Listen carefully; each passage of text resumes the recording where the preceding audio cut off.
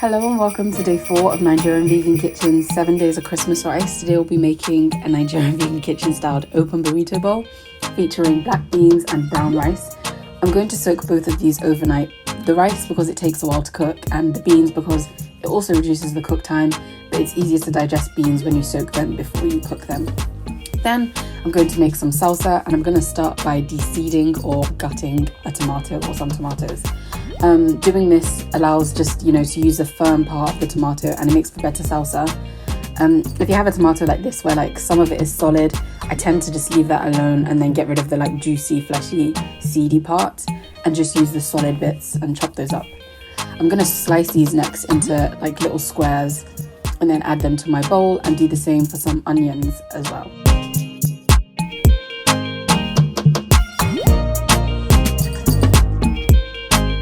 I'm going to keep half of the onions for my guacamole and use this half for the salsa. But next up, I'm going to get some coriander and de-stem these. You can also use one that's already de-stemmed, but you're just going to wash it and chop it up. Then I'm going to chop up some garlic, and again use half of the garlic for the salsa and the other half for the guacamole.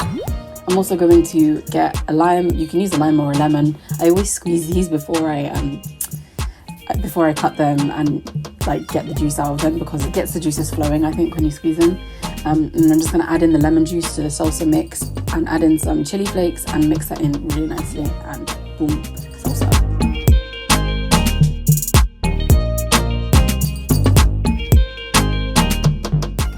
Then I'm going to open up an avocado. I'm just going to get my avocado, remove any any brown bit. I just got rid of that, and I'm just going to pop the avocado into my bowl, add in some lemon juice and black pepper as well.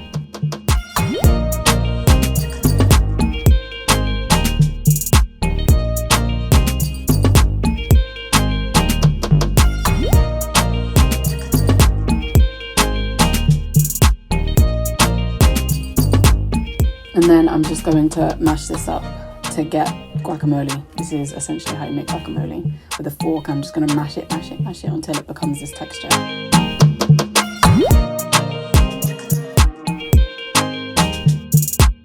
And there you have it, salsa and guacamole. Then I'm going to cook my rice, and I'm only going to season this with a little bit of salt. And once that's done, I'm going to leave it to the side and then prep my beans too. I've invested in a pressure cooker, and it's honestly one of the best decisions that I've made for my kitchen. It saves so much time when it comes to cooking beans, and it usually takes me about 2 hours to cook these beans, but with the pressure cooker it took no more than 20 minutes, I kid you not.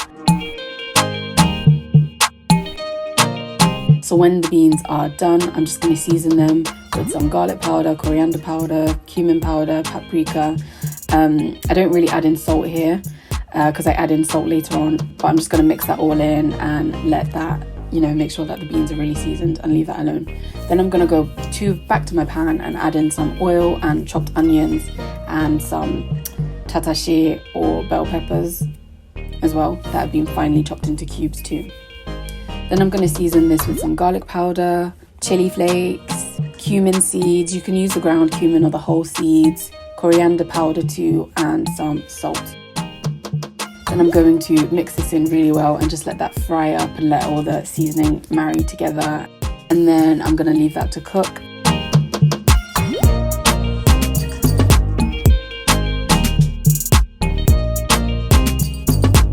Once it's cooked, I'm going to then add in my rice and my beans bit by bit. I'm just going to mix that in gradually and let everything just marry together. This is such a good dish. I know I say this all the time, and people say that when they cook food, but if I'm cooking for someone for the first time and I want to impress them, this is typically what I make, because it tastes really nice. I'm not even joking.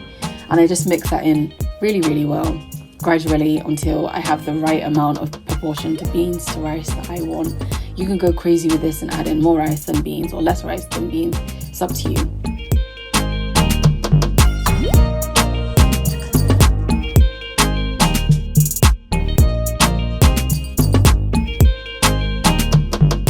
Then once that's all nicely combined, you have your dish and you're ready to eat it.